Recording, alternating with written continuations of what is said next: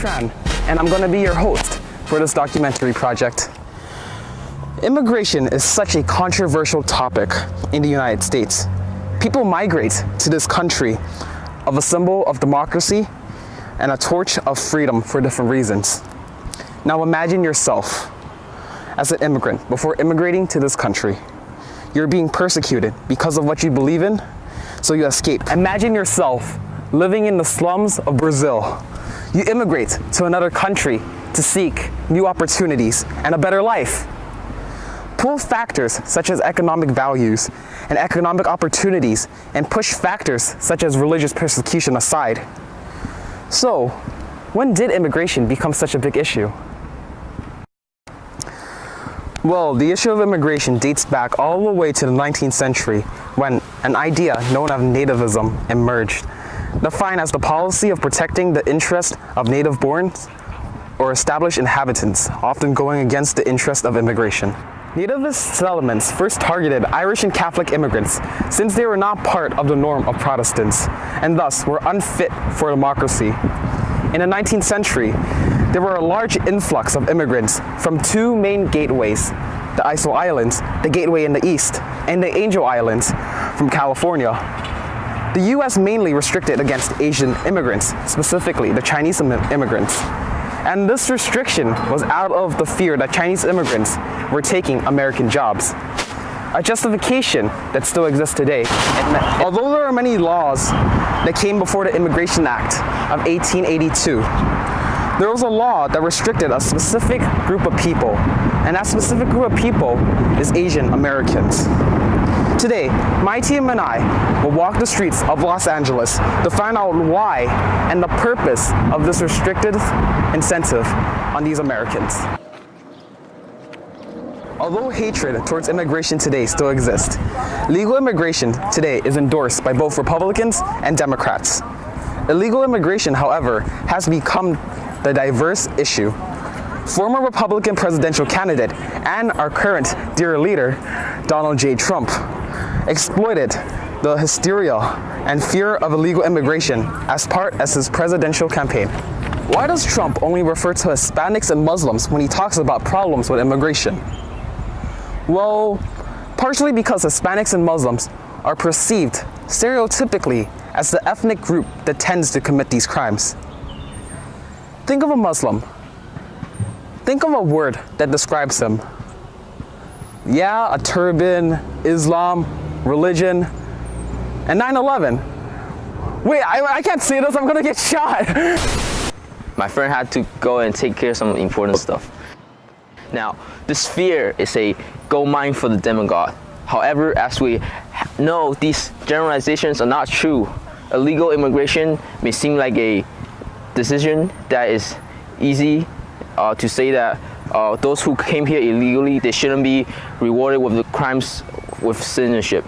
If they want to move to the US, they should do it and just get in line. But the fact is that there's no line.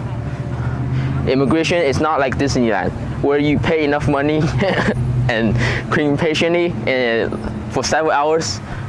Anyone can ride Space Mountain, but there's not a single line. The whole process is elusive and inclusive. Sorry about that, technical difficulties. I had things to do. So back to topic. It may be easy to rally behind Trump's claim. They're bringing drugs, they're bringing crime, they're rapists. Despite Trump's claims, statistically speaking, he is incorrect. About 11.1 million illegal immigrants are in the land of the free, but only a small percentage of those illegal immigrants are criminals. So here's the question. Is the US the only country with this type of problem? Firstly, let's take a look at the land of maple syrup and Justin Bieber's. Canada, a US-friendly neighbor who has a policy the exact opposite from us. To combat a shortage of skilled laborers that has been stifling the country's economic growth since the 1970s. Canada has adapted one of the most open immigration policies in the world, which is called the Startup Visa program, in an effort to attract highly skilled foreign entrepreneurs. Oh, hey, Jared. Hi. Welcome. I have a couple questions for you. So, recently Donald Trump has been criticizing these Hispanics and these blacks from coming over to America and using our resources without any necessary consent. So, you came from China, correct? Is this an issue in China as well? So back then, I still recall that we had population control, such as limiting the amount of children you have in each family. But recently, actually just about 1 or 2 years ago, they have already removed the policy of each family can only have 1 or 2 children.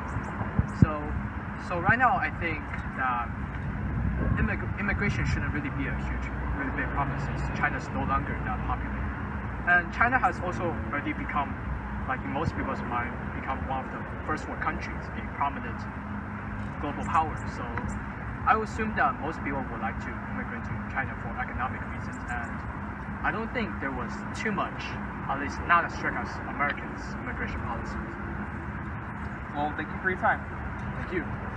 Japan is very restrictive on immigration, mainly because it is a country where people favor a racially unique and homogeneous society, as well as a culture. However, this policy has drawn strong criticism and has become a recipe for disaster. The sushi land is facing rapid decline in their population with their low birth rates and high death rates. The population is at 128 million, but analysts can estimate that the number will be shrunk by half in the year 2060. This made immigration a controversial topic in this country. Japan is currently adapting a new point-based system where immigrants can earn points based on their academic background and professions. Those who score high, mainly professionals like professors, doctors, and lawyers and corporate managers, will receive higher treatment. So, we've seen both sides. We've seen how Japan and we've seen how Canada dealt with immigration. Now it's time for us to deal with it. The question is, can the US adapt to these new policies? And especially, will these new policies divide our nation up even more? My name is Philip Tran, signing out.